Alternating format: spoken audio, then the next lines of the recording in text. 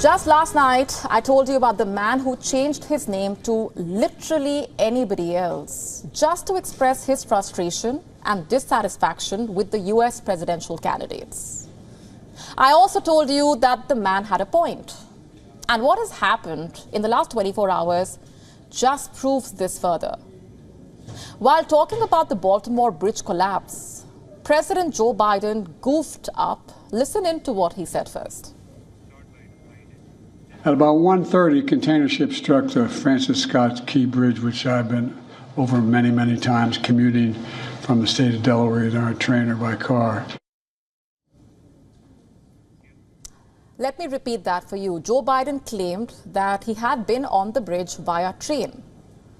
But here's the thing. The Francis Scott Key Bridge has never had any railway tracks. So just how did he take a train on the bridge? Well, it's something that only he can explain.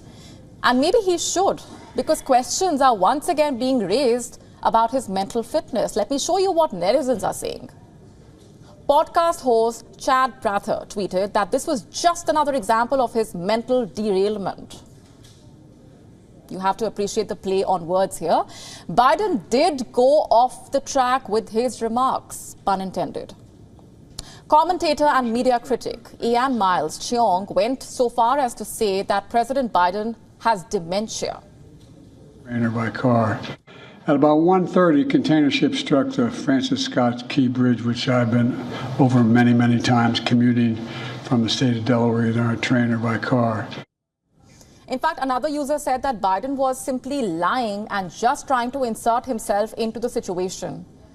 But it did not go as planned. Could that be the case? Because there have been instances when Biden has made tall claims, claims that are sometimes difficult to believe, and many of them, in fact, have been related to disasters, such as the bridge collapse. For example, Biden has claimed that he was at ground zero the day after the September 11 terror attacks. But according to his own book, he was in Washington, D.C. So which version are we really supposed to believe? Another time, he claimed to have watched a Pittsburgh bridge collapse, but in fact, he visited the disaster site hours later. Well, after the bridge had fallen. One time, Biden shared another anecdote saying that his grandfather had died in the same hospital as he was born in just 6 days later. He was referring to a hospital in Scranton, Pennsylvania, but that did not quite add up. One of his grandfathers had died in Baltimore a year before Biden was born. And the other one, who did pass away in Scranton, died when Biden was 14. So who was Biden referring to in his anecdote is the question. It's a mystery only he can solve because it is beyond the rest of us. And I can't just go on and on with these anecdotes. Biden has a saying, it seems, for inserting these stories in his speeches, but he fails to see the obvious loopholes, which, unfortunately, his audience is very quick to pick on and detect. If you want to cook up stories, at least be smart about it. Otherwise, you'll just be trolled over your mental stability. Isn't running for president at 81 already tricky enough? The gaffes are only proving the voter skepticism to be true. Maybe it's better to simply stick to the script for him. And who do the American voters choose if not Joe Biden? Donald Trump, the one who wants to make America great again? And how exactly does he plan on doing that? By making America pray again. That is by selling Bibles. Listen to this for yourself. To get this Bible, we must make America pray again.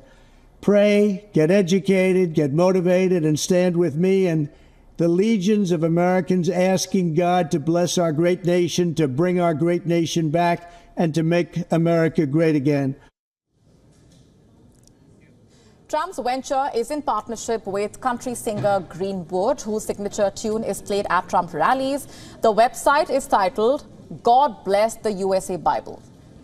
Trump, in fact, is selling each copy for $60, and this does not include taxes or shipping charges. At any other store or website, you can get a Bible for between $10 and $20. But Trump's Bible is no ordinary one. It contains a handwritten version of the chorus of Mr. Greenwood's song and copies of the Constitution, the Bill of Rights, the Declaration of Independence, and the Pledge of Allegiance. Does the business have any link with politics? The website claims it does not. It also says that none of the funds, not any of the funds, will go to Trump's election campaign. But given Trump's history with the law and the multiple criminal and civil cases that he is facing, would you like to believe these claims is the question. Western media reports say Trump will be getting royalties from the Bible sale, and it's not just the money. The Bible sale also aligns with Trump's campaign as he runs for president this year. Donald Trump, remember, has framed his campaign as a crusade to defend Christian values from the left. And what better way to do that than selling Bibles, perhaps? So who would Americans pick again is the question. Someone who is going off the tracks, or someone who is facing these accusations and facing cases, and now seems to be covering his tracks by selling Bibles. To stay up to speed with the latest news, download the WION app and subscribe to our YouTube channel.